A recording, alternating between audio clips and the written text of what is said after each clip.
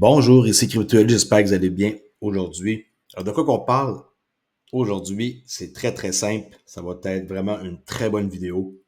La question que je vous pose est, est-ce que Ripple sont en train de devenir une banque? OK? Est-ce que Ripple est en train de devenir une banque? Suivi de pourquoi que Ripple ont décidé de acheter Fortress Trust. On va aller voir qu'est-ce que j'ai écrit par rapport à ça, mes pensées. Et aussi, à ma grande surprise, des Palaos qui arrêtent de manière inattendue le programme pilote de stablecoin basé sur Ripple. Pourquoi? On va voir ça, mais c'est assez étrange, merci.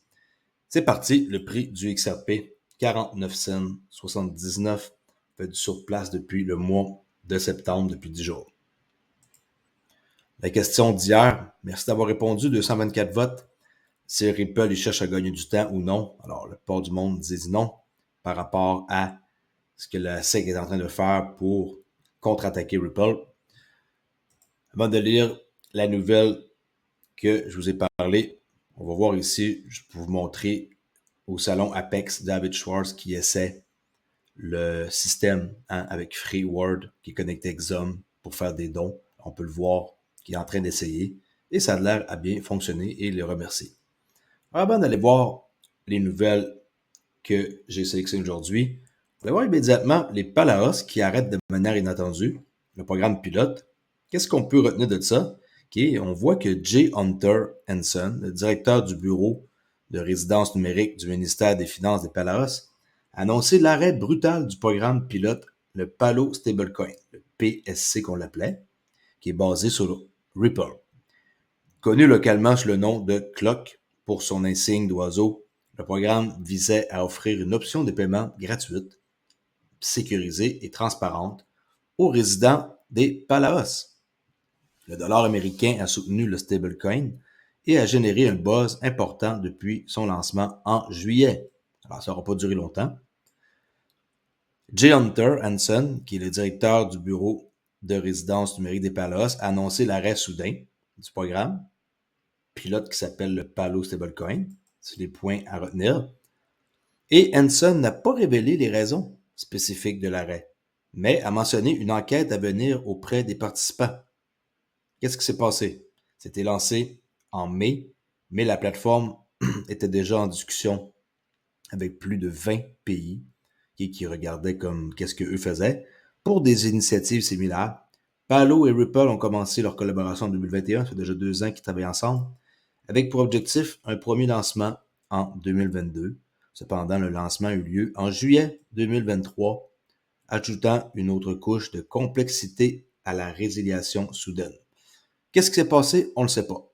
Mais une chose est sûre, c'est que je vais essayer d'en savoir plus quand que je vais pouvoir mettre la main sur d'autres nouvelles. Avant d'aller voir qu'est-ce que j'ai écrit ici, est-ce que Ripple est en train de devenir une banque? On va aller voir ici sur CNBC, pour ceux qui n'ont pas vu ma vidéo d'hier, que Ripple a acheté une start-up d'infrastructure cryptographique lors de sa deuxième acquisition en 2023. C'est sa plus grosse acquisition après Metaco. Alors, la société de crypto-monnaie Ripple a annoncé vendredi, il y a 2 jours, l'acquisition de Fortress Trust, une start-up spécialisée dans les infrastructures de crypto-monnaie, pour un montant non divulgué. En mai, Ripple a accepté d'acheter Metaco, un fournisseur suisse de services de garde de crypto-monnaie pour 250 millions de dollars. L'accord va donner à Ripple une licence au Nevada et lui permettra de s'étendre au-delà de son noyau de paiement activé sur la blockchain. Alors, qu'est-ce que je pense de ça et pourquoi que je crois que Ripple est en train de devenir une banque? C'est la question que je vous pose. Alors, pourquoi Ripple a-t-il acquis Fortress Trust et en quoi diffère-t-il de Metaco? Juste pour vous dire que le texte ci-dessous, c'est mon opinion et ça ne veut pas dire que c'est 100% qu'est-ce qui est arrivé ou qu'est-ce qu'ils sont en train de penser. Là, je ne suis pas dans leur culotte, comme on dit. Alors, je crois que cela concerne davantage les consommateurs. Eh oui, que l'ODL. L'ODL, on demande liquidité, je pense que ça n'a pas rapport avec ça et que c'est plus axé sur les consommateurs. C'est quoi la différence entre Metaco et Fortress Trust? Metaco, ne détient pas d'actifs numériques pour son propre compte. Au lieu de cela, ils fournissent une infrastructure permettant à des dépositaires qualifiés de détenir des actifs numériques pour le compte de tiers. Fortress Trust, lui, est un dépositaire qualifié, ce qui signifie qu'il détient réellement des actifs et en assume la responsabilité légale. Par exemple, vous devez connaître iTrust Capital aux États-Unis. Eux, ils ont intégré Fortress pour un programme, c'est le IRA là, pour les retraites là-bas. Alors, ça permet aux utilisateurs de détenir des cryptos dans leur plan de retraite. Et c'est tout à fait légal et sont protégés. Ces actifs sont hautement réglementés, séparés et réconciliés. Et Fortress, c'est lui qui est derrière ça, les détient pour chaque compte. Les services qu'ils proposent comprennent la gestion de la liquidité pour la crypto et la conversion de la crypto en fiat, chose qui est assez dure à faire, surtout si on est nouveau et il n'y a pas 1 million de façons. Là.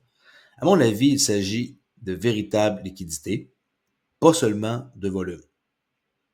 Ils font le lien entre les deux, agissant comme une sorte de passerelle. Fortress Trust est reconnu pour son approche innovante de l'intégration des services financiers traditionnels avec la blockchain. Okay? Ils offrent des solutions avancées pour les rails de paiement crypto-fiat, ainsi que des rampes d'accès et de sortie.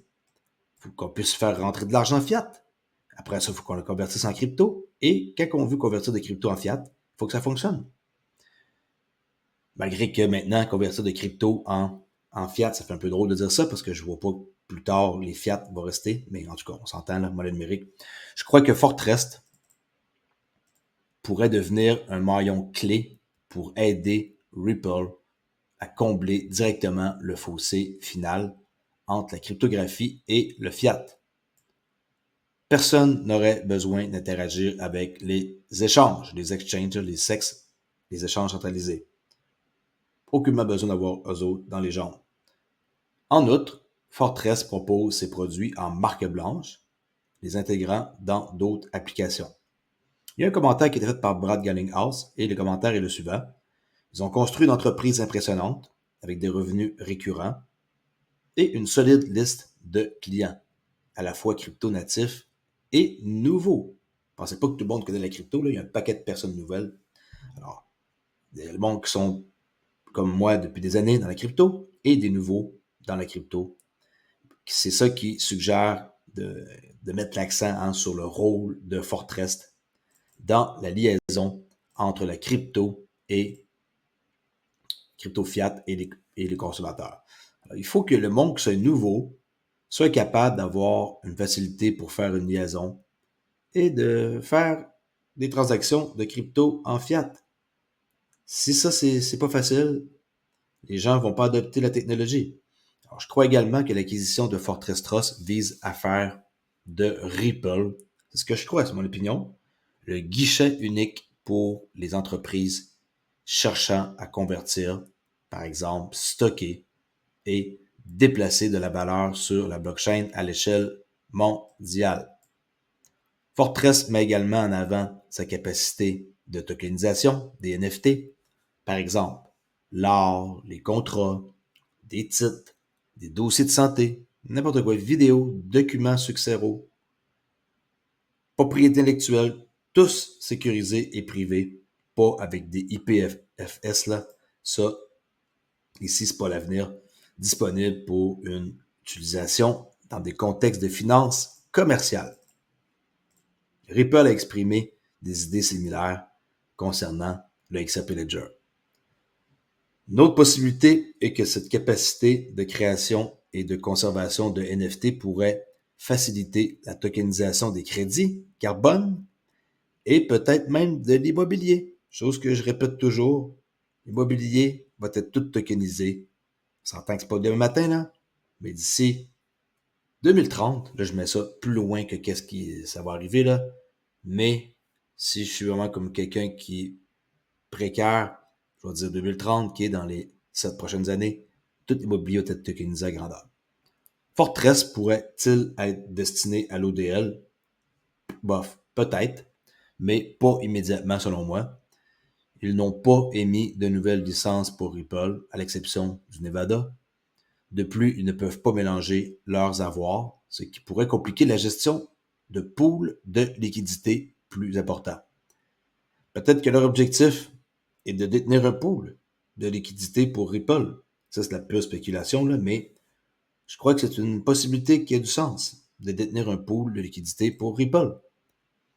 Je doute que Ripple en fasse des commentaires tant que l'affaire est en cours de traitement, mais rien dans la presse mentionne la liquidité sur demande, jusqu'à présent. La théorie est donc la suivante. Fortrest ouvre davantage de possibilités pour la finance traditionnelle à long terme en ce qui concerne Ripple. Je ne sais pas qu'est-ce que vous en pensez. Est-ce que ça a du sens, mon texte? Oui ou non, répondez dans les commentaires. Et avant de mettre fin à cette vidéo, on va aller voir qu'est-ce qui se passe pour la semaine qui s'en vient. Les choses importantes à retenir. On n'a rien qui se passe lundi. Mardi non plus. Ça va à mercredi à 8h30. Nouvelle USD Core CPI. Ensuite, on saute à jeudi à 8h30. OK. Core Retail Sell. Et on a vendredi à 8h30. Empire State Manufacturing Index. Alors, on a comme 3 événements qui arrivent. Alors, si vous êtes dans le trading, c'est à cette heure-là que vous devez porter attention et qu'il va y avoir de l'injection de capital et que les marchés, généralement, ont des mouvements intéressants. Et selon votre stratégie, ben, c'est un roadmap que je suis en train de vous montrer. 8h30, mercredi, jeudi, 8h30, vendredi, 8h30. Ça, c'est la retenir, là. Alors, mercredi, jeudi, vendredi, 8h30. Checkez votre charte. Qu'est-ce que vous surveillez comme marché, peu importe lequel. Et ça vous donne un roadmap pour pouvoir suivre de près. Hein, rentrez pas en position à 8h25, là, très mauvaise idée, qui attendez que le mouvement ait lieu. That's it, that's out. Si vous êtes quelqu'un qui aime le S&P 500, ça c'est l'index. Et on est venu chercher un fair value gap ici, le combler. Maintenant, je crois qu'on va repartir par le haut pour aller chercher des prix qui sont plus comme ici dans les 4500. Pure spéculation, analyse faite un peu avant de faire ma vidéo, simple. Si vous voulez avoir plus d'informations sur le trading, venez sur mon nouveau forum Discord Trader Oli et ma nouvelle chaîne Trader Oli. Et là, je vais vous montrer un paquet de trucs comme du matériel éducatif qui est super important et qui va changer la façon dont vous voyez le trading. En passant, comme on peut voir sur mes chartes, j'utilise aucun indicateur. Okay, on appelle ça une naked chart, là. À part tracer une ligne comme ça, on s'entend que c'est pas un indicateur, là. Et faites un retour si cela vous intéresse et je vous repose la question avant de quitter. Est-ce que vous pensez que Ripple est en train de devenir une banque avec qu'est-ce qu'ils viennent d'acheter Fortress Trust et aussi leur gardien de sécurité Metaco en Suisse? Est-ce que tout ça, ça fait du sens? Répondez-moi dans les commentaires et je vous mentionne que je ne suis pas un conseiller financier. Vous devez faire vos propres recherches avant d'investir des dollars dans la crypto. C'est très volatile et tout projet peut s'effondrer du jour au lendemain. On ne sait jamais qu'est-ce qui peut arriver dans le domaine de la crypto et en général de la finance. Merci beaucoup pour écouter et à la prochaine vidéo. Ciao!